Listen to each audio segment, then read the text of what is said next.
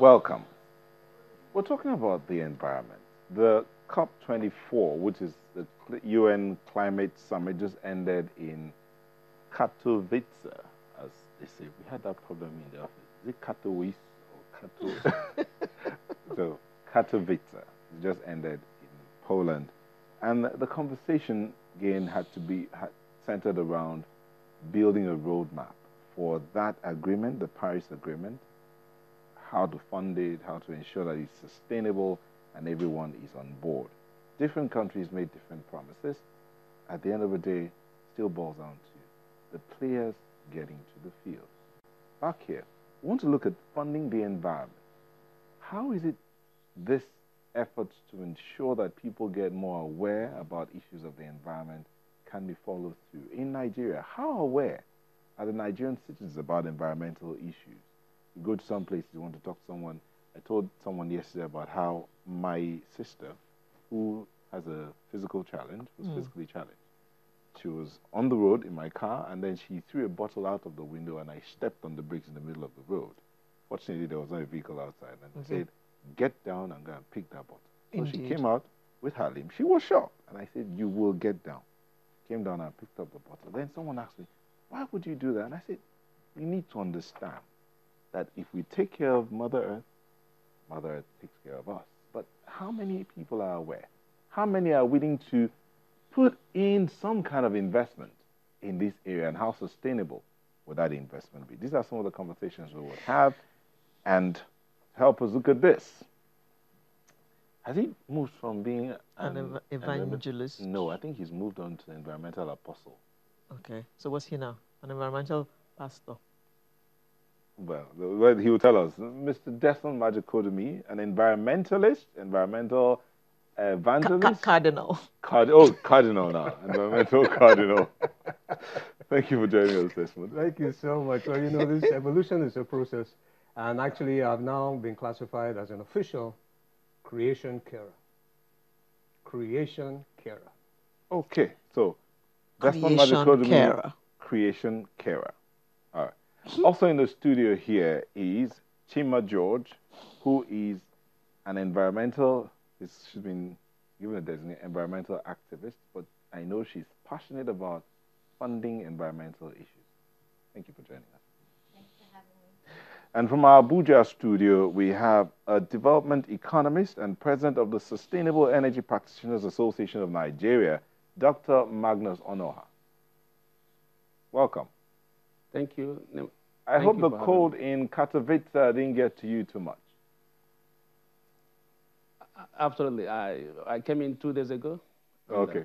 So you have It was very, very interesting. Okay. Let's just stay with you. Tell us what it was like in Katowice. Okay. Katowice used to be a coal mining hub for Poland, and now it's been transformed into a clean city. I mean, it's amazing. You know, you need to see what happened there, and it's a whole lot of lesson for Nigeria. You were part of the Nigerian delegation there.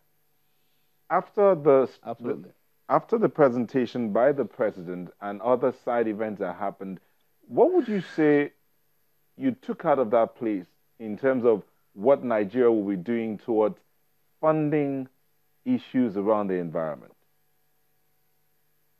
Okay. Yeah, the sing-song there was from ambition to action. You remember, we want to give credit to Mr. President for that political decision of being, ensuring that Nigeria get committed, and that Paris Agreement, and they signed, and we have ratified. The very first time Nigeria became an active participant, we had a robust side event, more than 21 side events. And that goes to show that I was proud to be a Nigerian. You know, I just sincerely coordinated the Green Economy Pavilion, where we had Professor Tony Young, Director of Climate Change Green Growth of African Union. He coordinated the what you call the funding arrangement for our NDC. Like you know, the potency of the Paris Agreement is a function of the implementation of the NDC, our nationally determined contribution. So in the nationally determined contribution, we had 5 critical sectors that would drive that NDC. The AFOLU, the waste, the IPPU, the transport, and energy. So we had a robust discussion on how Nigeria will tap into the opportunities. Beyond the international climate finance, because the sing song was climate financing, we also look at extract the domestic resource mobilization on how to assess domestic funding in the way of PENCOM fund, remittances, sovereign wealth fund, and all that. So it was a really robust discussion from Professor Young, Dr. Tafa, Huzi, and all that. So my happiness is that in this era of economic diversification, this is an opportunity for Nigeria to latch in.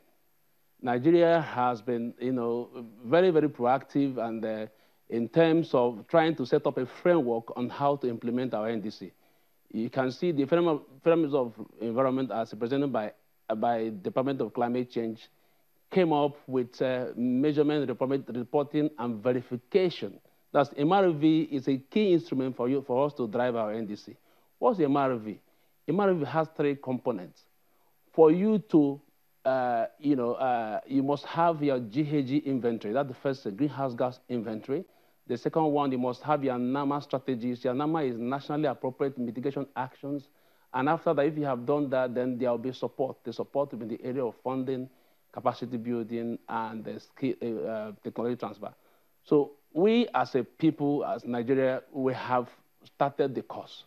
I want to tell you, and that we have, that this is an opportunity for us to really mainstream this NDC in our economic growth recovery plan. That document didn't capture that. All of us have been talking about economic diversification. The politicians are talking about economic diversification. Economic diversification, what do you understand by economic diversification? You will diversify towards, a low carbon resource efficient economy. I am not against oil and gas. I keep saying it in all fora. Oil and gas is a non-renewable resource. Google Wikipedia, 2007 or thereabouts. The lifespan of the Canadian oil is 120 years. The lifespan of American oil is 112 years. The lifespan of Nigerian oil and Libyan oil and all that is 45 years. So, but we should, what we are proposing that we should begin to develop other alternatives. That movement towards green growth, renewable energy. So we should be economic in the exploitation and the exploration of our oil. So the windows we have accessed, the opportunities we live in the equator. The sun is here. We can harness that opportunity. So we should begin to accommodate green growth, policy programs in our national life, and that's presented by our NDC. All right. So the point I'm trying to make here is that it is high time that you cannot access funding, international funding, if you don't do the needful. I'm glad that we have set the motion about greenhouse gas inventory in all the 5 critical sectors that is part of our NDC. That's the AFOLU, agri-forestry and other land use, the energy sector, the IPP, industrial process and product, the waste sector and the transport sector. We have set that in motion. You were there last year when we had, during the master. The master was celebrated in this COP24. We had a side event where we celebrated because the master came. There is this, the stakeholders in the master came and have an institutional framework on how to compute GHG emission. I said that's a very good one. You cannot access funds if you don't have a GHG inventory or for your sector. Okay, all right, Dr. Noah, permit us to come in here. If we let you alone, I'm sure for the next 1 hour, you're not going to stop. So we'll come back to you. But let's bring in Chima George. Chima, your area of specialization is climate financing. So tell us what you think between that decision of Nigeria to stay the course and what's on ground and the prospects. How do we move? Basically, what, like he said, you have to have some policies in place. You have to have some things on ground in order to assess financing, climate finance for green growth in Nigeria. But comparing us to other African countries, we are lagging behind. For example, Rwanda has a climate change fund, and other countries, they have been able to assess these global funds under the UN because they're different. The climate change funds have different, they have different portals or different sources. So you have the ones under the UN and you have the bilateral and from development aid in different countries. Now, generally, Nigeria has obviously assessed so much funds from the DFIs, from development aid, bilaterals from countries. We have the GIZ, we have DFID supporting renewable energy projects with clean development mechanism that's under the UN. You have Nigeria has assessed such money. But as a country, we haven't basically tapped into the UN funds, which is what he was saying, that we're trying to put the protocol, the different due diligence in order to assess those funds. Why haven't we been able to do it? Everything in Nigeria is politics now. I asked a professor why haven't we assessed funding, and say we don't write proposals. We don't apply for the funding. Why don't we have an organization to be able to assess this fund? Because normally, when you look at assessing this fund from the UN, you have you must have the focal points. That's the Ministry of Environment. But you also have institutions that will be able to assess the funds, use the funds, and we've not been able to bring forth such institution forward. At one time, it was Bank of Industry they were looking at. It didn't pass the power. But other things that, other requirements or other things that can attract this funding is if you have a fund, if you have a climate change fund, and budgetary allocation, how much of your budget goes to climate change related activities. And even if Nigeria has been a forerunner in the 1970s with the ecological fund till today, we don't know how that is used. We don't know what is being used for. Okay, so we're going to take a quick break. When we come back, there's the green bond that was issued recently. The CBN has issued rules to operate within the green bonds. The SEC, Securities and Exchange Commission, also issued its own rules as well. That's the area of financing. Then we'll bring in the creation carer to tell us how all of this can get to the Mother Earth. We'll be back shortly, don't go.